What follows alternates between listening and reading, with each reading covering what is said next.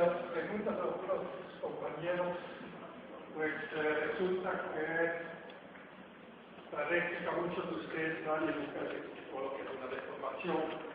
Pues brevemente voy a retomarlo de la manera más sencilla para después seguir con la comparación entre diferentes tensores de deformación. Pues nosotros hemos encontrado que al final de todo que existe un tensor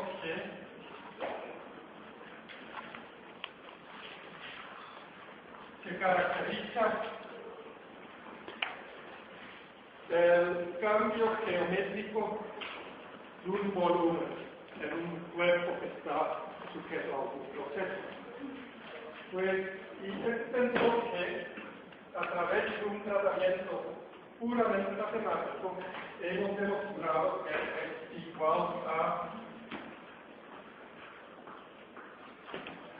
nabla 1 de U, el desplazamiento, más nabla U transpuesta, más nabla U un medio, nabla U de producto punto nabla U. Ahora pues, si nada nos preocupamos de presentar y aprobar exámenes, pues esto lo escribimos y sabemos que es el tensor de deformación. Lo que me preocupa es que después de cuántos semestres, 7, 8, 9 semestres en la Facultad de Estudiando de Ingeniería Mecánica, es que gran parte del grupo no tiene ni la más remota idea de qué significa deformación. Y no estoy hablando para todos, pero algunos más compensados. Esto no es falla de ustedes, es falla de aquellos que les dejaron aprobar sus materias donde estos conceptos tenían que conocer. Porque básicamente, justo como reía mucho cuando les digo que alguien en planta me preguntó qué es un desplazamiento, que nunca había imaginado que un desplazamiento es esto, un desplazamiento, un movimiento de un punto a otro, pues igual no pueden ejecutar la función de la ingeniería, por lo menos no en lo que es desarrollo o investigación, que al final de todo son las charlas más interesantes de la ingeniería, si no saben exactamente qué es una deformación. Y en este sentido simplemente hay que repetir un dibujito que seguramente Cauchy o Lacroix han hecho en la Academia de París hace 300 años, y queremos definir una deformación, pues la más sencilla, la que ya conocimos, pues la deformación será si este es el cero, la vamos a llamar el 0, 1, la longitud original en dirección número 1, después este va a ser el 1. Y la deformación es 1, 1, la deformación de la línea en dirección 1, una línea en dirección 1, que después está en dirección 1, es delta L1 entre L0, 1. Esto del capítulo de ensayo de fracción lo vimos, y esto desde luego está bien entendido por todos ustedes, ahí no tenemos ningún problema. Muy bien. Ahora, tomo el mismo rectángulo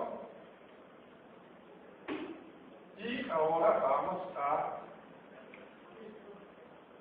aplicar una deformación constante. Y es aquí donde aparentemente andamos cojos. Pues en los tiempos de Cauchy está definido la deformación como el ángulo gamma. Y esto no es correcto.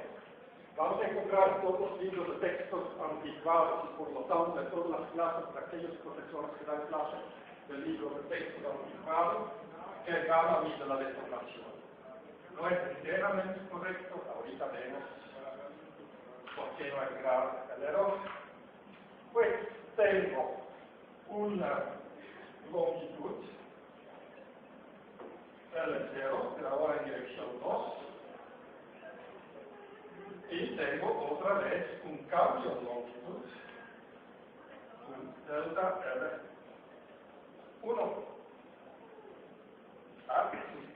Deformación, en el sentido longitudinal, es cambio de longitud dividido en longitud original. Nada más las distancias, los cambios de posición en realidad, ahora se miden en direcciones diferentes. Pues la E1, 2 la podemos definir como delta L1, no es la E1, 2. La deformación gamma 1, 2 delta L1 entre L02. Y vemos, en el caso de arriba, por argumentos primeramente anotados por Da Vinci, sabemos que si la pieza es más larga, la delta L va a ser proporcionalmente más grande y por lo tanto la E es igual. Aquí, incluso, sin pensar en física, solamente pensando en matemática, vemos que si la L02 es más cortito, la delta L1 va a ser más cortita y la gamma 1,2 se mantiene. Y en libros de texto del siglo pasado, y por menos hasta la fecha, vamos a encontrar que esta gamma se utiliza como medida de deformación constante. Ahora debemos tener aquí cuidado. Digo que gamma no es un ángulo. Si el ángulo gamma es pequeño, como va a ser el caso para elasticidad lineal, y por lo tanto para todo lo que es diseño mecánico o ingeniería civil, donde está típicamente en elasticidad lineal, para esta clase vamos a indicar cuando estas anotaciones ya no son válidas, pues sabemos que en realidad lo que tengo aquí es la tangente de gamma. Y gamma y el tangente de gamma son casi iguales para ángulos críticos. Pero estrictamente dicho, una deformación no es un ángulo, una deformación es la relación entre la longitud, el cambio de longitud dividido por otra longitud. Y es una deformación normal, el cambio de longitud y la longitud original se miden en la misma dirección. Y es una deformación constante, el cambio de longitud y la longitud original se miden en direcciones perpendiculares. Ahora, con esto, podemos ahora considerar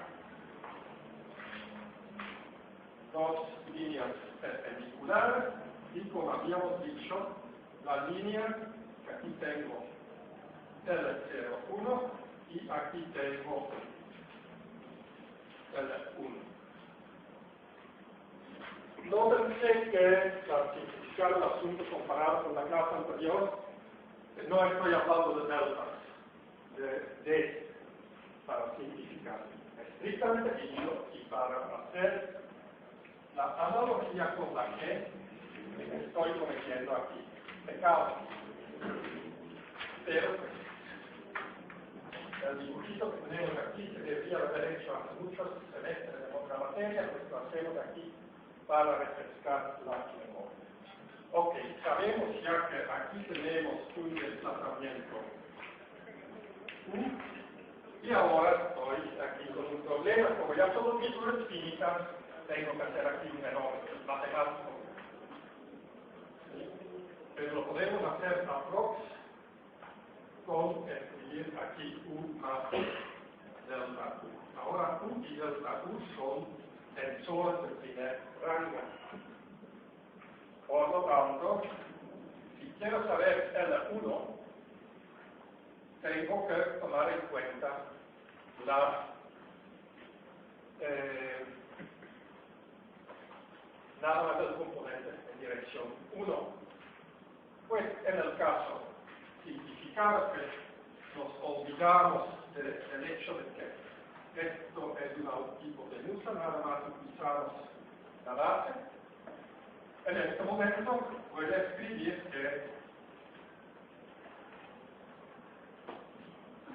la longitud 1 como función de L01 y desplazamiento, ¿cómo la encuentro? La longitud es esta posición menos esta.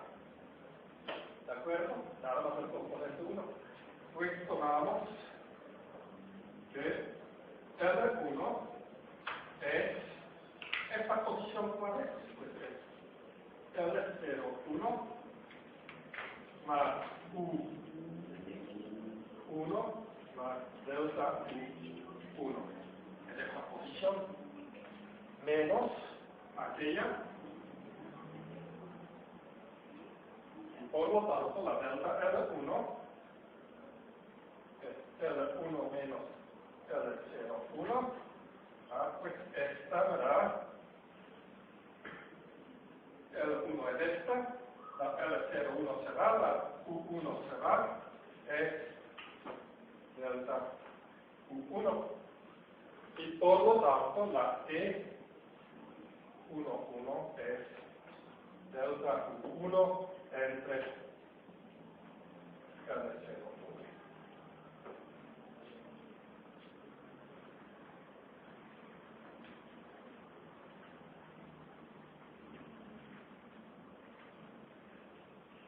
Si nos damos ahora que esta L01 está infinitesimal, evidentemente esta delta U1 se va a hacer infinitesimal, y pues en este momento encontramos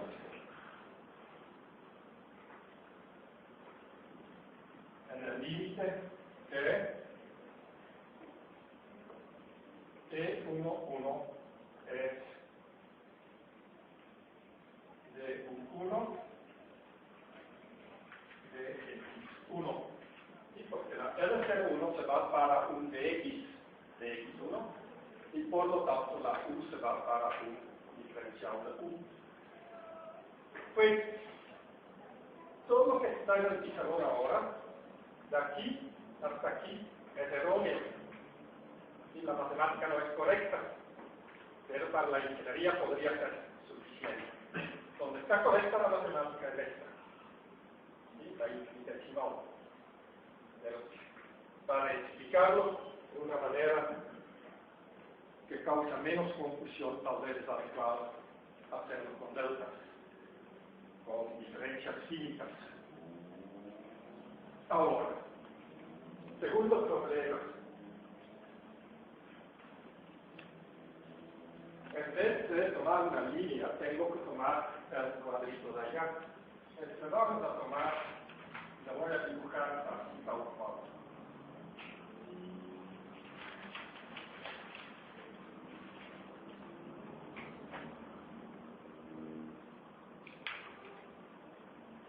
Vemos que el rectángulo que tengo para la definición de la gama va a estar por otro lado. Y aquellos que traen una escuadra, por favor, procuran que el rectángulo es un rectángulo y que no iniciemos con un paralelogramo o cualquier tipo de cuadrángulo hipotético irregular para no tener confusiones. Pues, lo que vamos a tener es, además de esta rotación, porque no sé si ven, el rectángulo sigue siendo rectángulo, el negro nada más está rotado.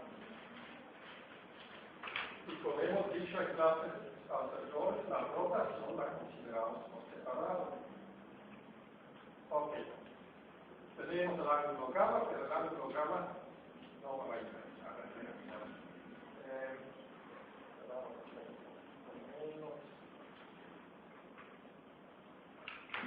hay que tener cuidado que no vayamos a tener que por pura coincidencia, por hacer el dibujo, que el azul va a ser paralelo con el eje vertical, porque nos vamos a estar haciendo muchas cosas. Ok. Tenemos que definir otra vez los desplazamientos. Tengo aquí U y aquí hay que definir la LC1.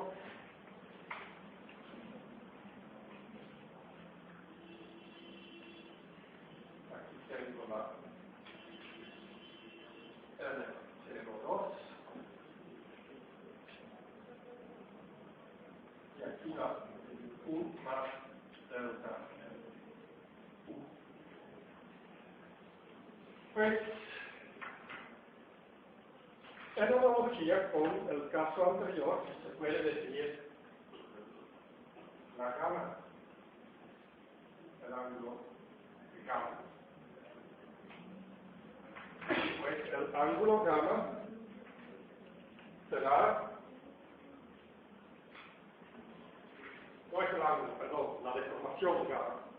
¿Sí? Porque estrictamente dicho, no es un ángulo, es la relación entre dos longitudes. Pues sería ahora delta L2 entre L01, este es igual a simplemente delta U en dirección 2 entre L01. Y que vemos, el ángulo gamma con la deformación no tiene nada que ver, porque me caracteriza una rotación. Sin embargo, la pieza está deformada. ¿Por qué? Porque aquí tengo un delta U que es diferente. Tengo aquí la delta U prima y aquí vamos a encontrar que el ángulo gamma, teníamos vertical, el ángulo gamma o gamma prima es igual a delta L1 entre L02 es delta U prima 1 entre L01.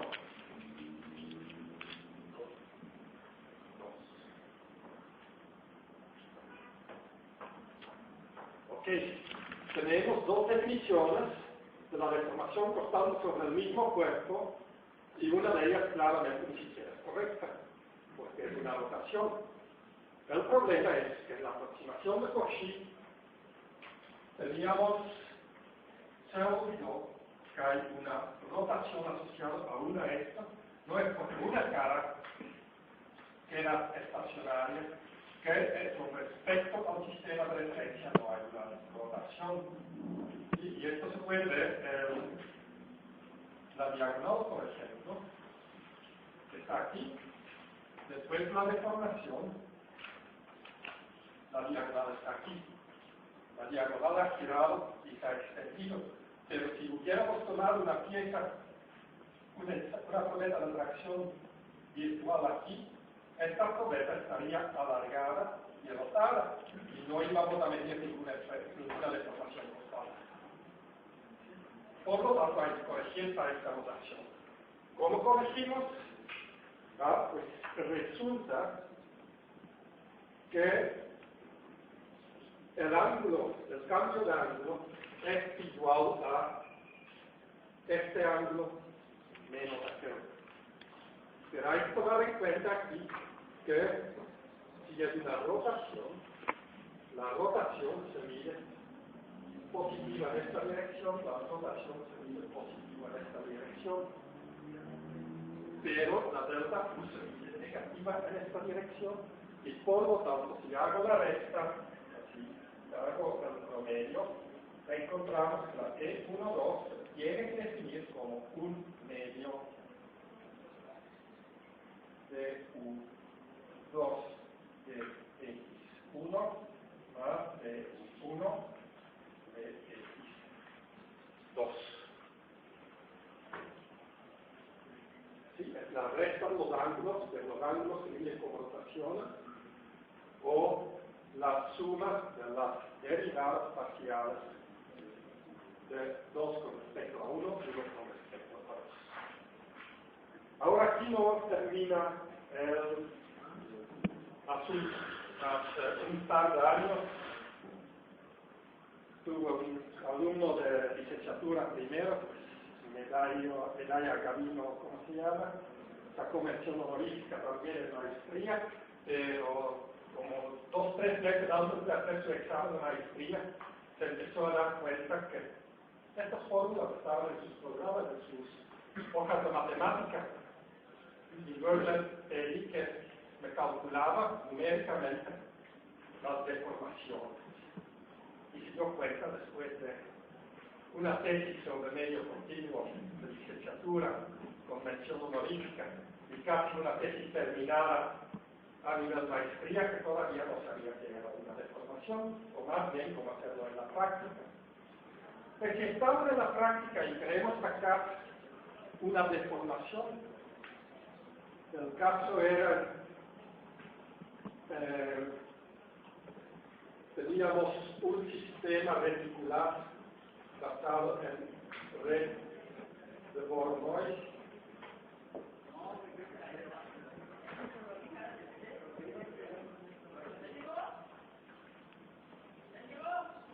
Esto lo hay copiado, que les va a confundir también después, donde aplicamos aquí un desplazamiento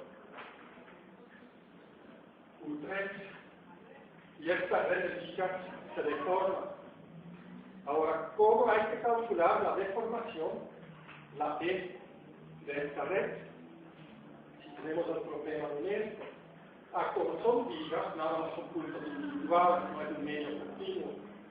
Pero podemos tomar 1, 2, 3, 4 puntos. Y este vector me define un punto 1, un punto 2, o es decir, me define un L1 y un L01, L02. Es para sacar el tensor de deformaciones asociado al punto por medio por aquí, que tengo que hacer a mi E11 aprox. E11 es L delta L1. ¿Qué tanto se mueve este punto para la derecha? O delta U. Este se va a mover una distancia a la derecha y este se va a mover una distancia diferente a la derecha. Es la delta U2 dividido entre la L0, la L01. Esto es mi E1. Esto se va a mover en dirección vertical, ya que también la diferencia de movimiento es el acortamiento o alargamiento de la vara. Esto es mi E22. Y L01 dividido entre la diferencia horizontal dividido entre el 0,2, esto me da la aproximación para un 1,2. Y esto en 3 dimensiones, pero en la realidad simplemente, si tengo este plumón y lo desplazo, pero mi mano izquierda se queda atrás, pues va a haber una diferencia de desplazamiento, y por tener una diferencia de desplazamiento del inicio y final de la vara, si la vara queda en tener continuidad, pues debe haber una deformación. Bueno, aquí ya se rompió, pero y esto es básicamente lo que es una deformación. Pero esta es una aproximación intuitiva y desde luego el punto medio se va a recuperar del tensor de Green, donde tenemos aquí que y J es igual a un medio de U1 de X2 de U y de XJ más de UJ de XI más derivada de UK derivada de UK con respecto a x, y x, j,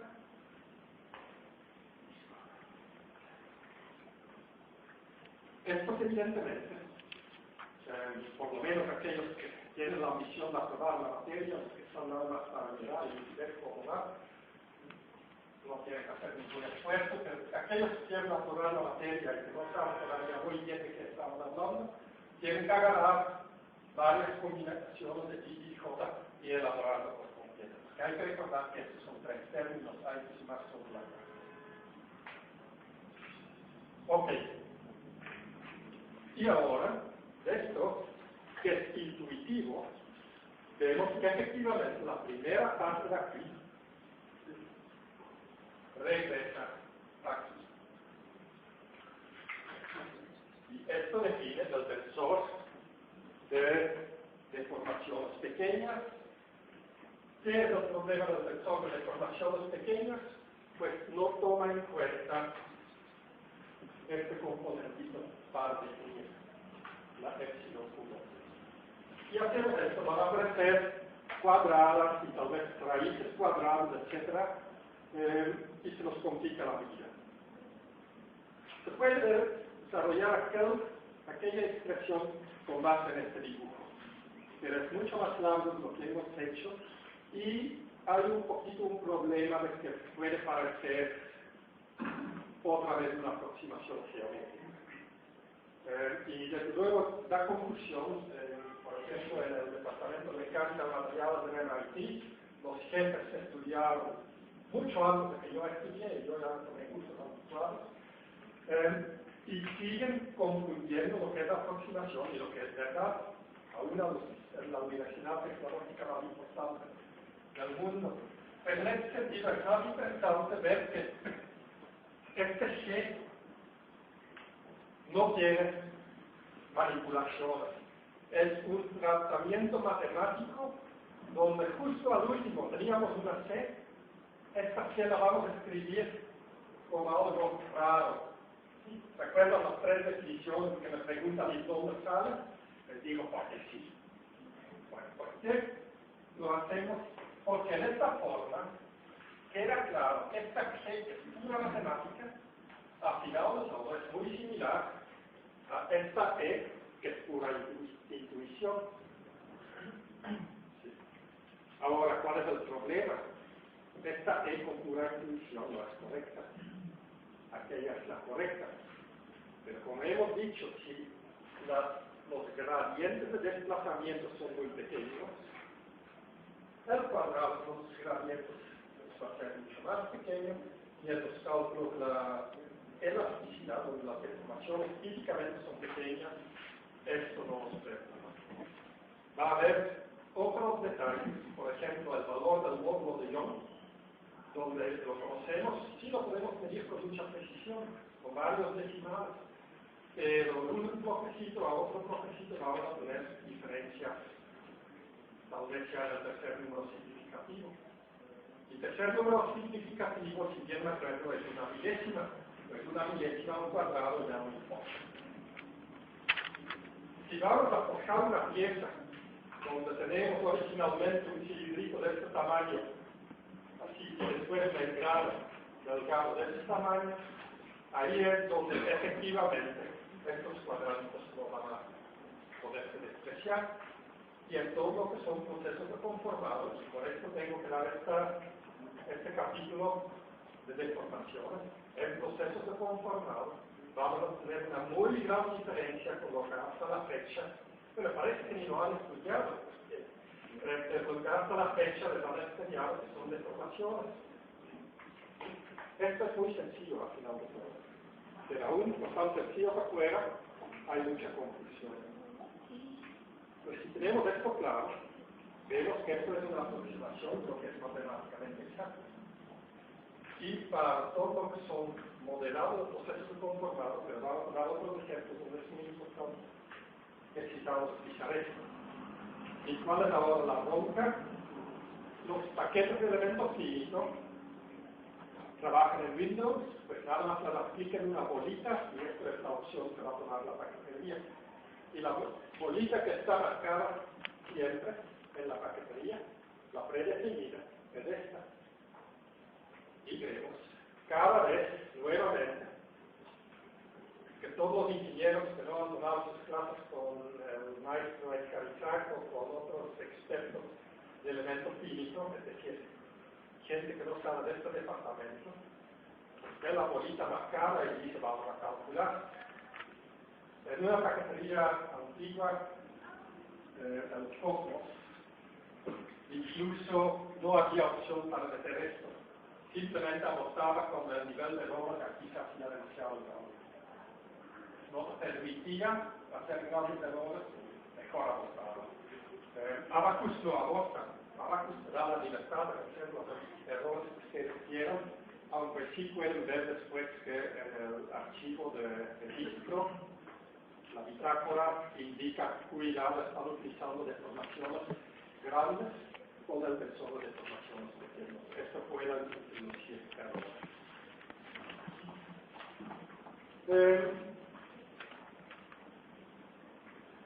¿Para qué? Vemos esto, bueno, algo que ya no logramos hacer por falta de concentración en la clase anterior, es una breve demostración. Pues, si tenemos un tensor, digamos, A, siempre puede escribirse como A simétrico más A antisimétrico, porque siempre puede escribir en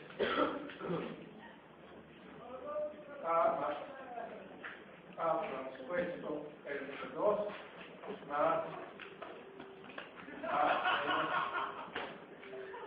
A transpuesto entre 2.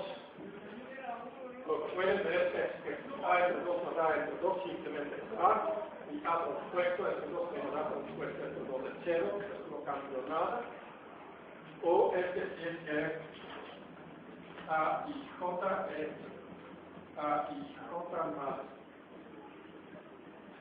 A J I entre 2 más A y J menos A J I entre 2. Si cambio sus índices aquí no cambia nada, pues esta parte es simétrico y esta parte es antisimétrico. En inglés se dice skew symmetric o simétrico chueco. La palabra antisimétrico es realidad no es correcta. El simétrico chueca no está en uso. Ok, de la misma manera vamos a ver que si tomamos la el tensor de gradiente de deformación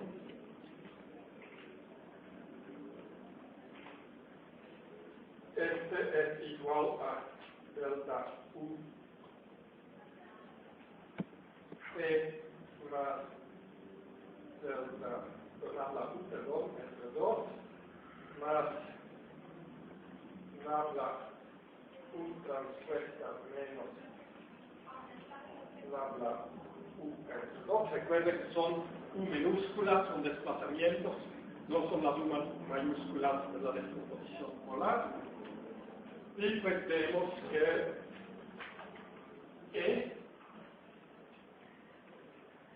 el tensor de deformaciones pequeñas es nabla U más transpuesto más nabla U entre 2 es la parte simétrica de nabla U y se puede definir el complemento como omega es nabla U transpuesto menos nabla U entre 2 es la parte antisimétrico de nabla U.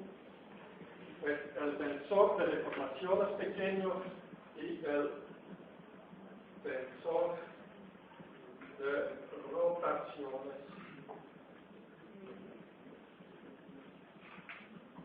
pequeñas.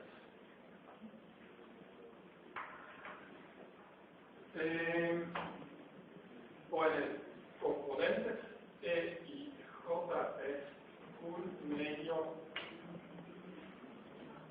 de I de X. J más de J de X. Y omega I J es un medio derivado de I con respecto a X. J menos derivado de UJ con respecto a I. Ahora, que esto es una rotación, no lo voy a demostrar en este curso. Hay dos razones por no demostrarlo. Punto 1. Estrictamente dicho, en la matemática no es una rotación. No va a ser una matriz de rotación, porque tenemos aquí, en el lado izquierdo, nos recordamos que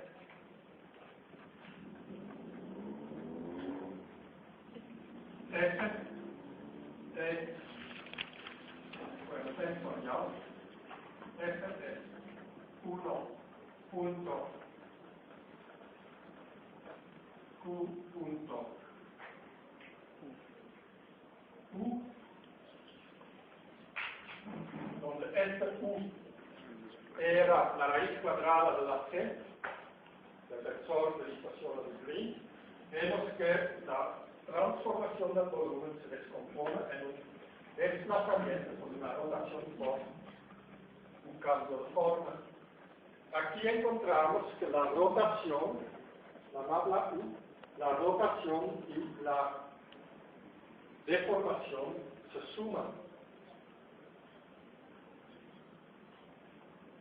Si hubieran tomado un buen curso de cinemática y si ahí hubieran estudiado para sacar 10, felicidades a quien lo hizo, saben algo análogo existe en la descripción de rotaciones en coordenadas de Euler. Cuando describimos la cinemática del brazo de un robot o la rotación de un satélite en una órbita alrededor de la Tierra, o incluso tan sencillo un barco que va sobre el mar, que tiene sus diferentes rotaciones, sabemos que rotaciones se tienen que componer por multiplicación, no por sumas. Pero si las rotaciones son muy pequeñas, se puede encontrar que la rotación total es la suma de muchas rotaciones pequeñas, y en vez de multiplicar tensores, se pueden sumar tensores. Y esto es típico en plasticidad, siempre vamos a trabajar con multiplicaciones, mientras que en elasticidad hacemos caso omiso de la matemática exacta y sumamos el tensor gradiente, es una deformación pequeña más una rotación pequeña. Pero hay al revés. En el de rotación creo que va multiplicado por menos 1. ¿Cómo? O sea, el negativo se transforma. Sí, tienes toda la razón.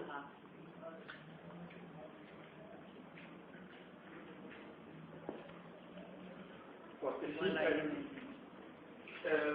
aquí este es simétrico, pues no me lastimo si invierto los índices, pero el de rotaciones pequeñas es, ahí importa el signo. Y también ahí donde está el punto ahí en el habla U, también ahí tendría que ir al revés, ¿no? Ahí habla U menos nada transpuesta. Ajá. A y J menos A, J, I. Sí. Pues aquí está el null y aquí estaban correctos.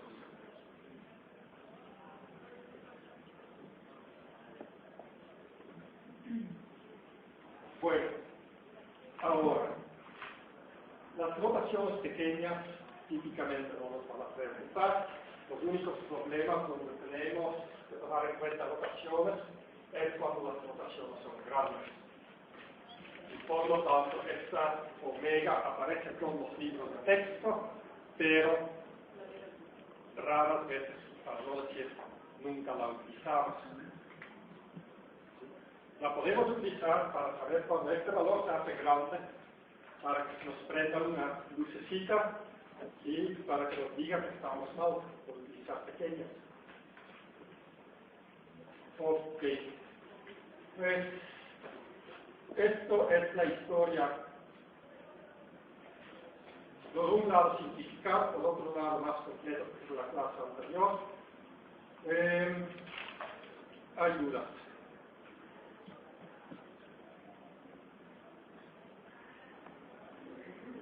Bueno, ahí en la igual la definición, donde todavía no está en notación índice, igual la respuesta va en segundo término.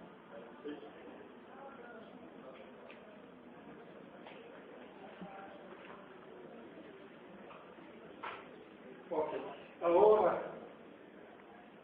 un concepto importante, o bueno, importante, son deformaciones infinitesimales.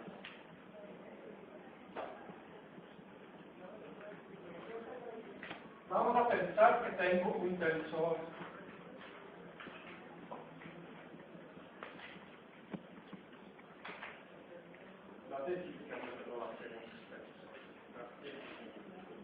un tensor de deformaciones es tan pequeño que es infinitesimal.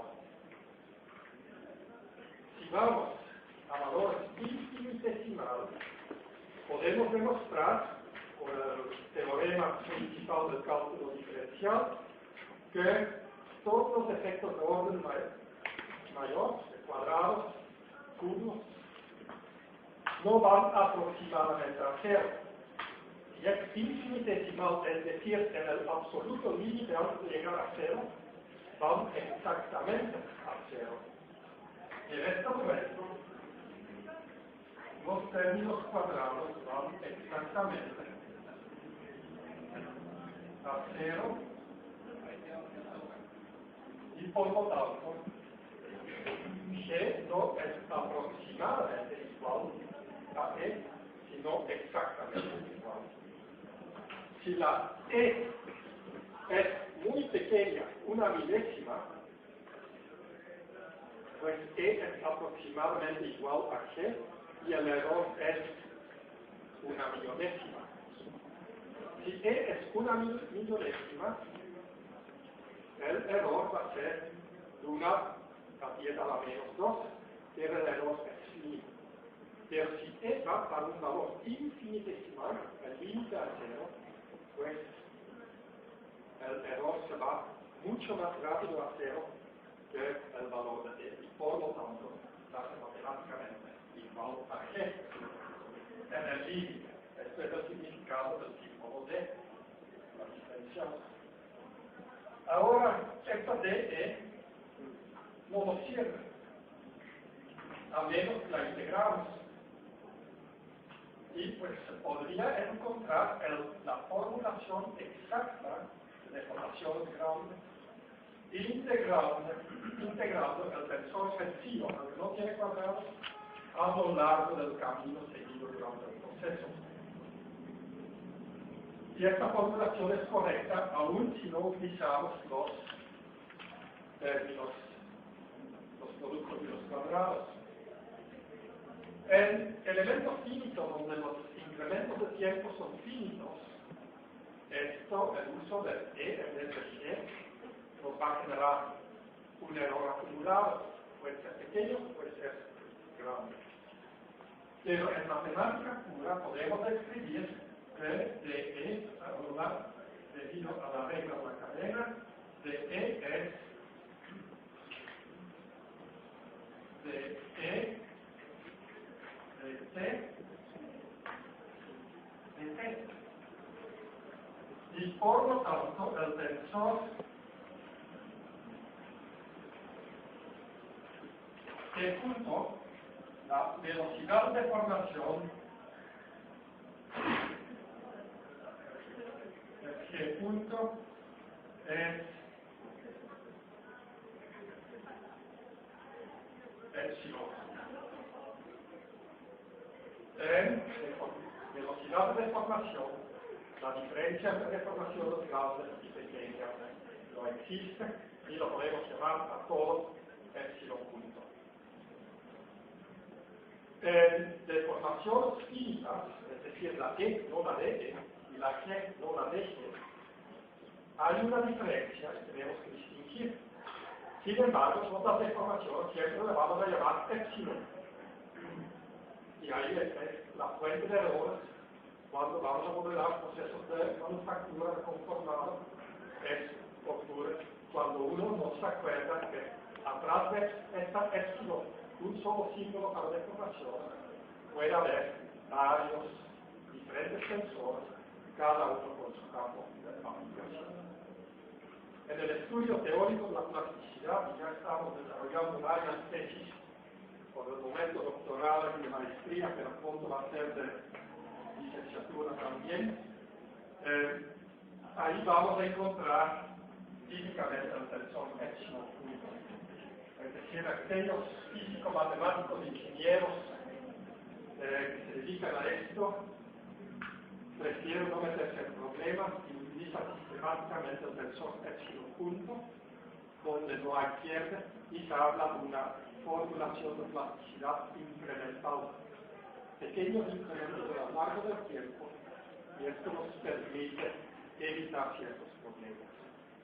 En paquetería numérica, automáticamente los pasos tienen un cierto tamaño y tenemos que trabajar deformaciones finitas.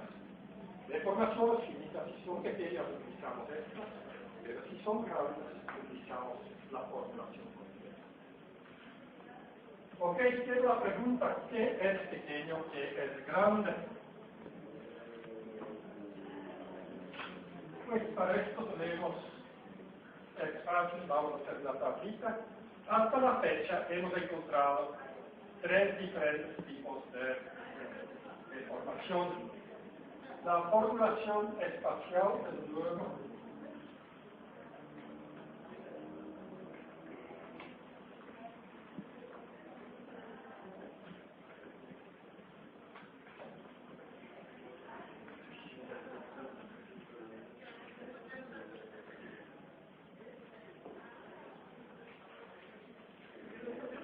esto es el tensor de deformación de Green por la izquierda. Se va a encontrar después de todas las marchas que hicimos en la clase anterior.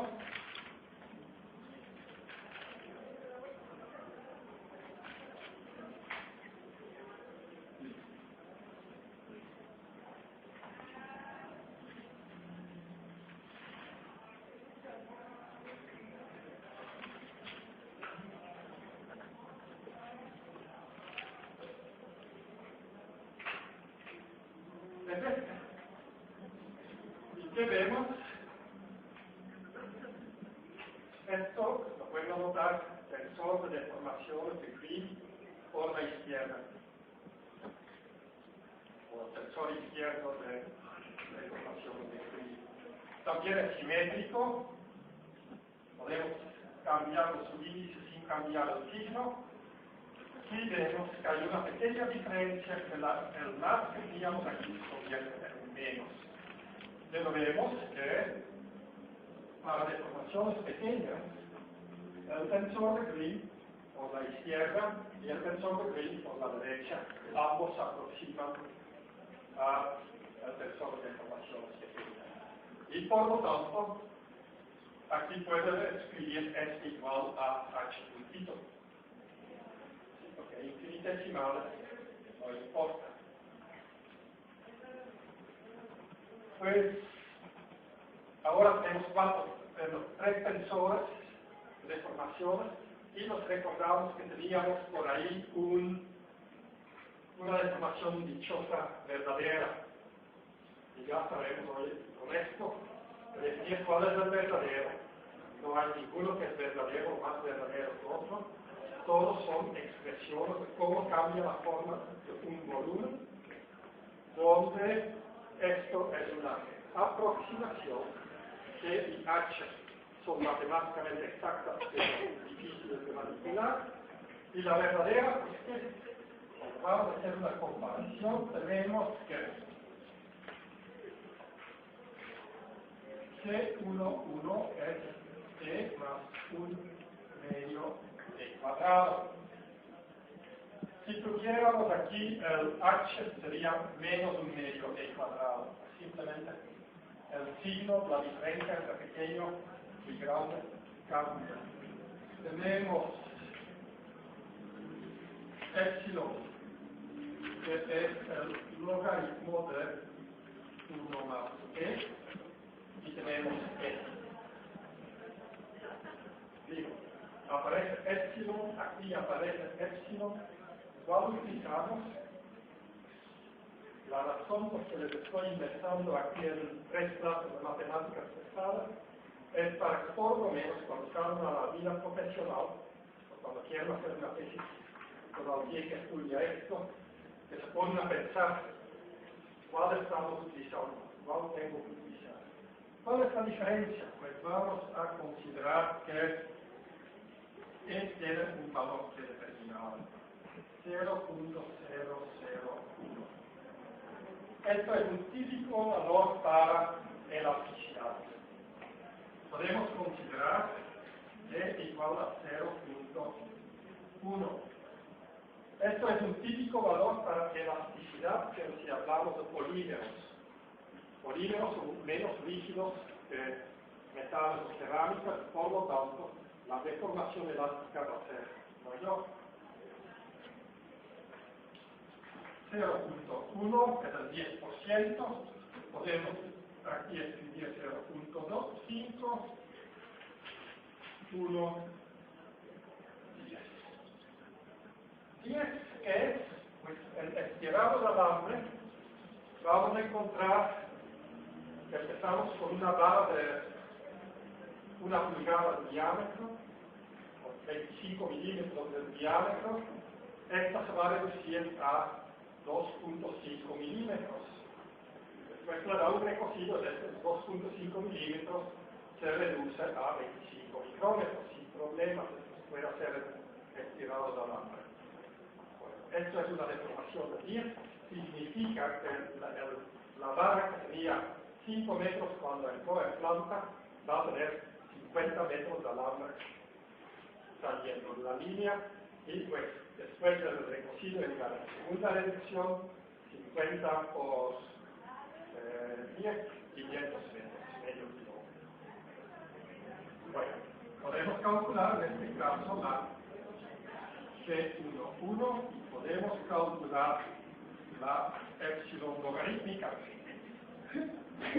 Pues la G11 es muy fácil de calcular, no necesitamos calculadora, es 0.001, es decir, E más 1 medio el cuadrado, necesito más espacio, el cuadrado sería aquí 1, 0 es 1 medio el cuadrado,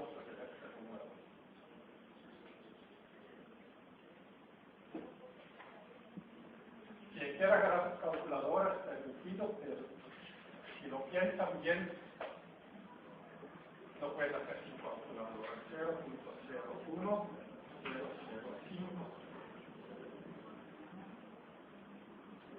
Logaritmos les va a costar tal vez un poquito más trabajo hacerlo así mentalmente sin calculadora, pero después de un par de décadas de hacerlo,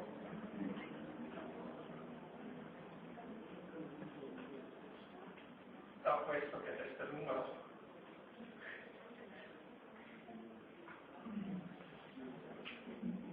No, estoy mal, 0.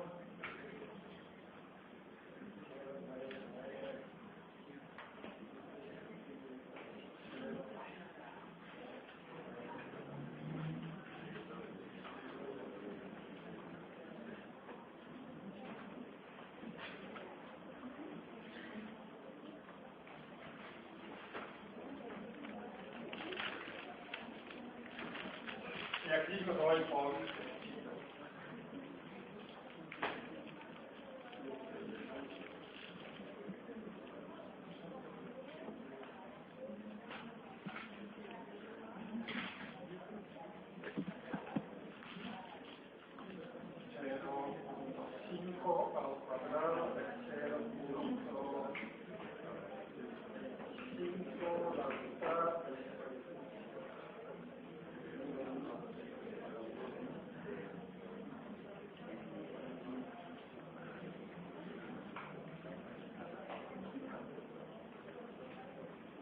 aquí para logaritmo 1 más 0.5.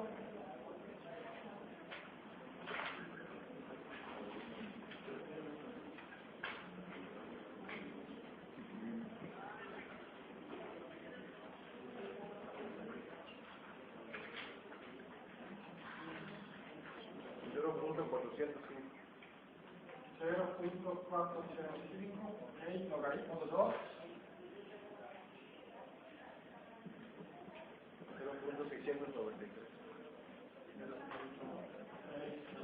3, logaritmo de 11. 2.39. 39. Ok. Bueno, primero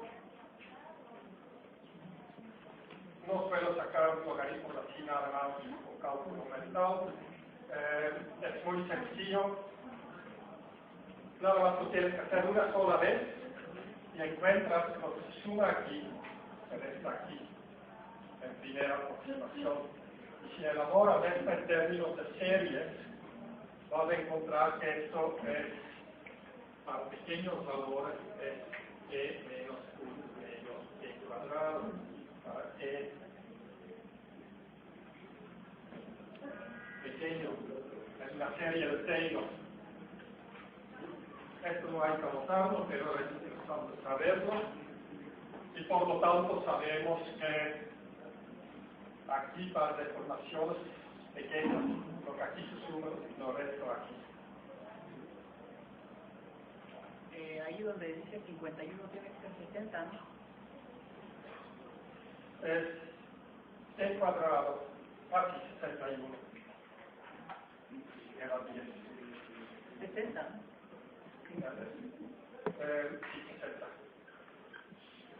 10 al cuadrado, 100. Estaba sumando ahí. Bueno.